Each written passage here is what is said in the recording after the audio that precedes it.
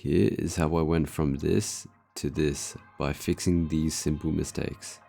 Yo guys, chances are you've probably tried painting without line art before, and somehow your artwork ended up looking more like a color palette than an actual painting. Well, let me tell you, that used to be one of my biggest issues in art until I learned to fix these simple mistakes. Plus, I also learned a concept which made me never have problems again. Mistake number 1. You use the soft round brush too much.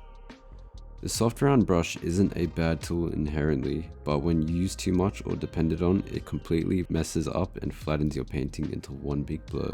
When it comes to painting without line art, you have to rely on painting form, but when you use a soft brush, you just completely erase form. Using the soft round brush or an airbrush all of the time is a dangerous habit when it comes to enhancing your skills as an artist. Don't get me wrong, realistic and semi-realistic art styles definitely have soft edges as well, but they also have a ton of hard edges. I always create hard edges with any hard round brush, but when I'm making soft edges, most of the time I never use a soft round brush, but instead I actually use a mixer brush. Using a mixer brush along with a hard brush is a way better habit to build since it forces you to actually make hard edges by making use of the hard round brush, and you can also control how much you want to blend with the mixer brush.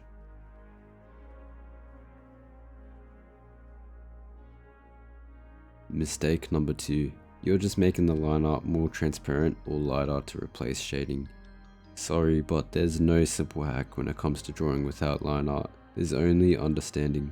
When you remove line art, you have to rely on painting form. This is going to require you to know the fundamentals of values. By values, I'm talking about shading, lighting, and midtones. Values are what creates the illusion of form, especially without line art. If you don't know how to shade and light your piece properly, then you won't be able to paint without line art. 2 quick tips when you're shading your artwork. I usually start off my artwork in black and white to primarily focus on the values of the painting. This helps by simplifying the whole piece into a bunch of chronological phases instead of doing them all at once, which means you can focus on each process individually. The value phase, the color phase, and the render phase. This tip is just about streamlining your process, and I also use the levels adjustment layer after I finish the values of my painting. Because I've always had issues with making my values too bright or too dark, this has been a core stage within my process, since I have better control over how dark and how bright everything should be. Mistake number 3. Your canvas size and resolution is too small. This was also one of my biggest issues for the longest time when I started out digital painting.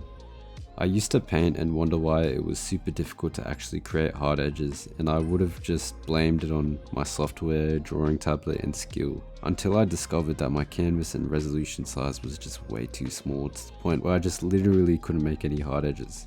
Me personally, I work on at least 3000 to 4000 pixels plus when it comes to the width and the height of my canvas.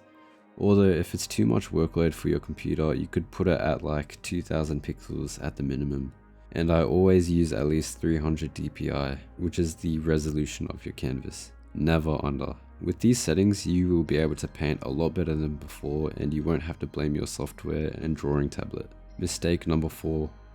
You're getting rid of all the line art.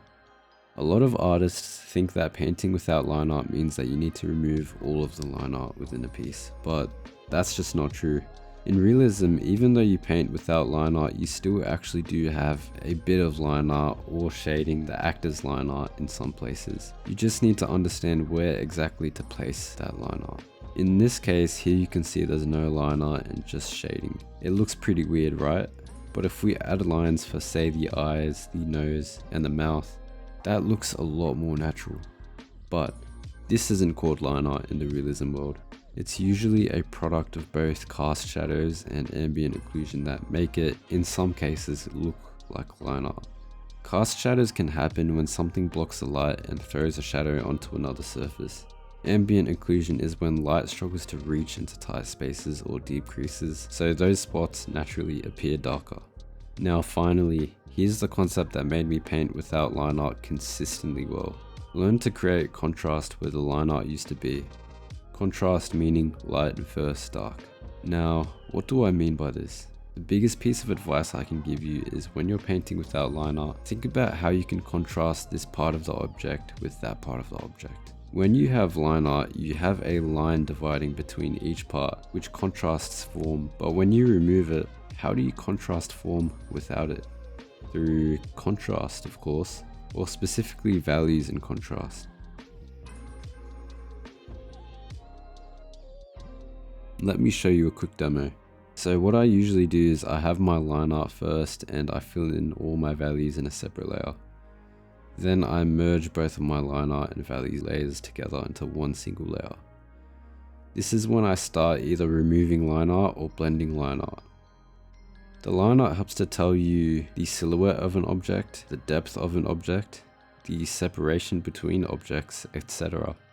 So why would you want to remove it when you can just transform it with a combination of keeping, removing, and blending? In painting, this is sometimes called carving, a method of adding and subtracting. So those are all the methods and techniques that helped me to paint without line art. I made this video because this was a massive obstacle in my art career and I spent so much time trying to figure it all out by myself. So I'm hoping this could at least help one struggling artist in the world. And if anyone has gotten through this segment of the video, thank you so much. And as always, I hope you can take something from this, and thanks for watching.